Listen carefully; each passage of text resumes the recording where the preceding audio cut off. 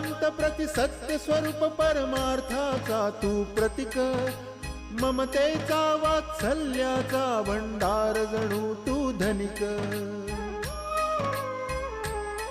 तू दयावंत प्रति सत्य स्वरूप परमार्थाचा तू प्रतीक, ममतेचा वात्सल्याचा भंडार जणू तू धनिक. तू सर्वश्रेष्ठ बुद्धीचे प्रतीक सिद्धार्थ गौतम स्वामी. ज्ञान योगी तू ध्यान मूर्ती परमात्मा अंतर्यामी.